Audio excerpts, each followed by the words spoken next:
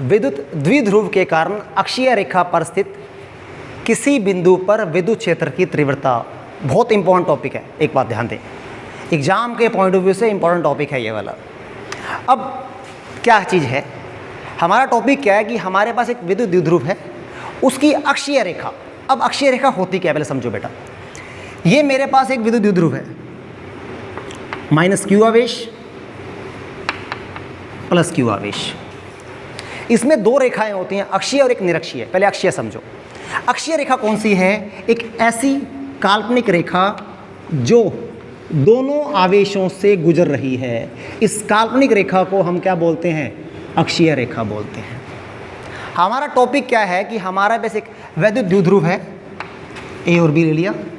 इसके केंद्र से, केंद्र का नाम हमने ओ ले लिया, ओ से आर दूरी पर, ये दूरी आर हमने ले ली, ओ से आर दूरी पर कोई बिंदु पी है। हमें क्या करना है? इस विद्युत द्विध्रुव के कारण पी बिंदु पर कुल विद्युत क्षेत्र की तीव्रता निकालनी है। टॉपिक हमारा ये है। क्या करना है? इस विद्युत द्विध्रुव के कारण इस अक्षीय रेखा पर स्थित कोई बिंदु पी है जहां पर कुल विद्युत क्षेत्र की तीव्रता निकालनी है। कैसे निकालेंगे? क्योंकि हमने किया हुआ है, जब विद्युत क्षेत्र की तीव्रता एक सदिश राशि है और हमारे पास दो आवेश हैं, एक माइनस क्यू एक प्लस क्यू, तो हम करेंगे क्या? हम माइनस क्यू आवेश के कारण तीव्रता निकालेंगे इस बिंदु पर, प्लस क्यू आवेश के कारण तीव्रता निकालेंगे इस बिंदु पर, और दोनों तीव्रताओं का सदिश योग कर देंगे और जो आंसर आएगा वो हमारे पास कुल तीव्रता आ जाएगी। क्लियर हो गया? अब देखो कैसे करेंगे। तो हमने ये मान लिया कि इनके बीच की दूरी कितनी है? 2a। जब ये दूरी 2a है, ध्यान देना, तो इसका मतलब तीव्रता का सूत्र किया था हमने। किसी भी चीज, किसी भी बिंदु आवेश के कारण तीव्रता का सूत्र क्या है बताओ? E बराबर, याद हो तो आपको, के क्यू बटे आर स्क्वायर। के 1/4 पाई एप्सिलॉन 0, पता है आप लोगों को के का मान क्या था? 1/4 पाई एप्सिलॉन 0 निर्वात के लिए, निर्वात के लिए। क्यू जिस आवेश के लिए निकालना है वो रखेंगे, आर उस आवेश से जिस बिंदु पर निकालना है उससे दूरी है। ये हमें मालूम होना चाहिए, ये बहुत इंपॉर्टेंट बात है। और एक खास बात मैंने आपको और बताई थी, क्या? जब भी कोई सदिश राशि है उसके सूत्र में कभी भी आवेश का चिन्ह नहीं रखा जाता। तो हम क्या कर रहे हैं? पहले प्लस क्यू आवेश के कारण, प्लस क्यू आवेश के कारण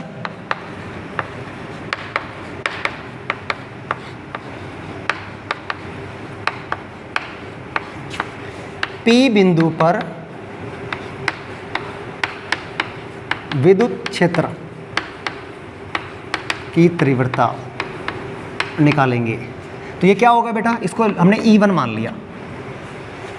E1 क्या होगा? K प्लस Q, ये रहा आवेश का परिमाण Q, बटे दूरी का स्क्वायर। दूरी कौन सी है वाली?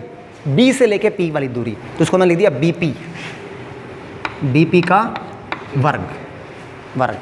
ठीक है। अब दिशा क्या होगी? अगर मैं दिशा की बात करूं तो दिशा क्या होगी भाई? प्लस आवेश है, मैंने आपको समझाया है। जब भी तीव्रता निकालते हो प्लस क्यू आवेश के कारण अगर मुझे किसी बिंदु पर तीव्रता निकालनी है तो दिशा क्या होती है? उस बिंदु से दूर की तरफ, बताया था आपको मैंने।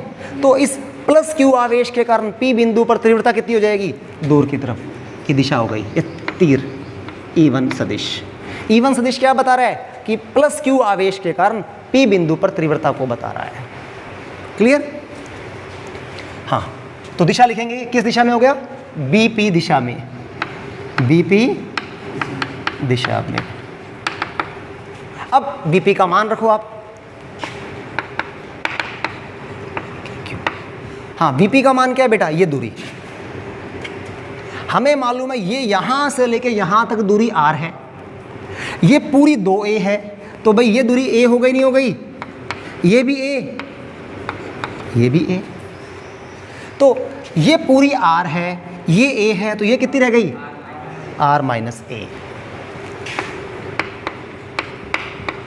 R माइनस a का वर्ग। दिशा वही BP दिशा में। अब माइनस क्यू आवेश के कारण पी बिंदु पर विद्युत क्षेत्र की तीव्रता E2 बराबर के। अब माइनस क्यू आवेश, और आपको मैंने बताया है क्योंकि विद्युत क्षेत्र तीव्रता एक सदिश राशि है, सदिश राशि में आवेश का चिन्ह नहीं रखा जाता, इससे दिशा निर्धारित होती है। तो के क्यू बटे दूरी कौन सी हो गई भाई, इस आवेश के कारण यहाँ से ये दूरी क्या हो गई, एपी, एपी अभी एपी का वर्ग। दिशा कौन सी होगी, ऋण आवेश के कारण दिशा बताई थी मैंने आपको, धनावेश में तो दूर होती है, और कोई ऋणावेश है तो दिशा ऋणावेश की तरफ होती है, ये सब समझाया था मैंने आपको। तो ये दिशा कहाँ पे जाएगी बेटा, इस तरफ, इसकी तरफ। तो ये दिशा क्या बोलेंगे हम, बी ए, पी ए दिशा में। पी ए का मतलब पी से ए की तरफ, आप चाहो तो बी से ए भी बोल सकते हो, एक ही बात है। आप चाहो तो पी से बी भी बोल सकते हो, मतलब इधर आना चाहिए, बेसिक कंसेप्ट यही है। हाँ, तो E2 बराबर क्या हो गया बेटा, के क्यू। ए पी का मान ए से लेके पी तक, अब क्या मान होगा, ये दूरी R है, ये दूरी R है और ये A है, तो क्या बन गया, R प्लस ए का स्क्वायर। दिशा वही, पी ए दिशा में, बोलो समझ आया, पी ए दिशा में।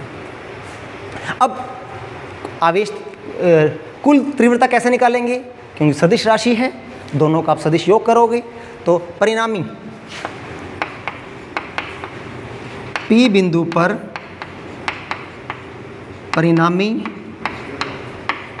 तीव्रता ई, मैं इसको ई अक्षीय लिख रहा हूँ क्योंकि सूत्र बन जाएगा। ई अक्षीय क्यों लिख रहा हूँ, क्योंकि ये पी बिंदु यहाँ पर अक्षीय रेखा पर है, किसके बराबर होगा, हाँ E2 माइनस E1 या E1 माइनस E2, बड़ा कौन सा है, E1 बड़ा है क्या E2 बड़ा है, और क्यों है, E1 बड़ा है, तो क्या लिखेंगे E1 सदिश या E1 माइनस E2। क्यों E1 बड़ा क्यों है, क्योंकि भाई हमें मालूम है ER² के व्युत्क्रमानुपाती है, जहाँ दूरी कम वहाँ तीव्रता ज़्यादा, क्योंकि प्लस क्यू आवेश P बिंदु के पास में है, दूरी कम है, यह तीव्रता क्या होगी, ज़्यादा होगी। तो मान दिशा कौन सी होगी, जो बड़ा है, बड़ा कौन सा है E1, तो E1 की दिशा कौन सी थी हमारी, VP, तो लिखेंगे VP दिशा में। अब बेटा फिजिक्स खत्म हो गई, अब मैथमेटिक्स है। E1 का मान क्या है अपना, के क्यू बटे R minus a square minus के क्यू बटे R plus a square. Disha VP दिशा।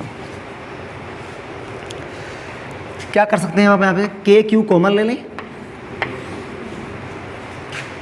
के क्यू यहाँ दोनों में है, और आप एलसीएम लेंगे तो क्या बनेगा बेटा, a minus b a plus b, तो a square minus b square होता है, तो एलसीएम बन जाएगा r square minus a square, और दोनों पे स्क्वेयर है तो इस पे भी स्क्वेयर।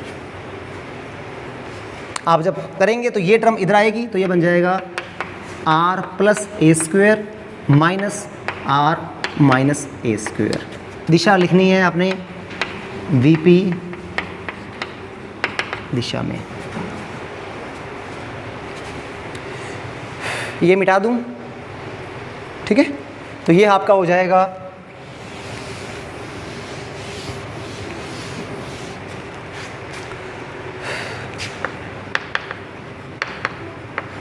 ई अक्षीय के क्यू, यहाँ है r square minus a square का स्क्वेयर।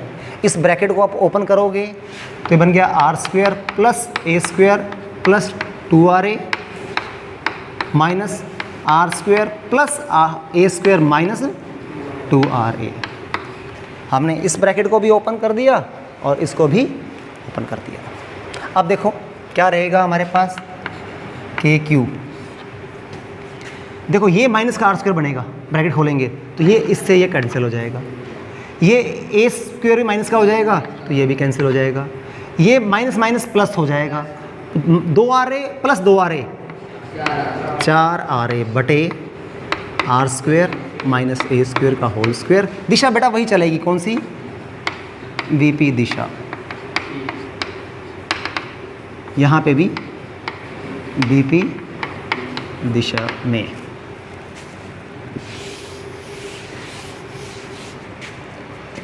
हाँ, अब देखो क्या करना है हमने। नेक्स्ट स्टेप में क्या कर रहा हूँ, ध्यान समझना। टॉपिक तो कंप्लीट है, क्या कर रहे हैं हम कर रहे हैं कि 2K Q into 2A into R बटा r square minus a square की पावर 2। क्या किया मैंने क्या किया, इस 2 को यहाँ मल्टीप्लाई किया और इस बचे हुए 2 को 2A के साथ रखा। क्यों रखा? इसलिए रखा क्योंकि हमारा टॉपिक क्या है, वैद्युत द्विध्रुव का प्रयोग कर रहे हैं हम। वैद्युत द्विध्रुव के कारण तीव्रता निकाल रहे हैं। जैसे शादी में नहीं होता, एक शादी करवाने वाला बिचौला होता है ना, तो इसका यूज वो है। अब इसको भी सम्मान देना है हमने, तो हम क्या करेंगे, ये क्या होता है अभी बताया था, P होता है, तो इसको भी फॉर्मूले में लेके आ रहे हैं। तो ये क्या बन गया, हम जानते हैं P बराबर क्या होता है, Q इंटू 2A। तो ये बन गया E अक्षीय बराबर 2KP R बटे r square minus a square का स्क्वायर। और दिशा कौन सी हो जाएगी बेटा, वही बार बार लिखनी है आपने, BP दिशा में। ये इसका फॉर्मूला हो गया। थोड़ा सा और समझें, इसका सदिश रूप की बात करता हूं मैं, क्योंकि एक सदिश राशि है। सदिश रूप में क्या होगा,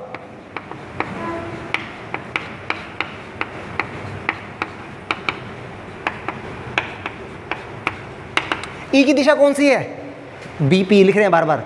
BP का मतलब कौन सी है, B से P इस तरफ। अब ध्यान से देखो, इस तरफ की दिशा है, P की दिशा कौन सी होती है, P की दिशा कौन सी है, माइनस से प्लस, वो भी इधर है।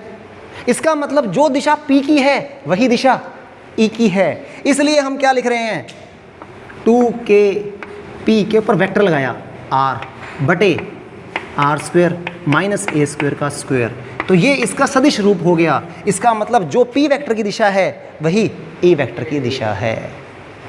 समझ आया? अब एक छोटा सा केस और देख लें आप इसी में। क्या?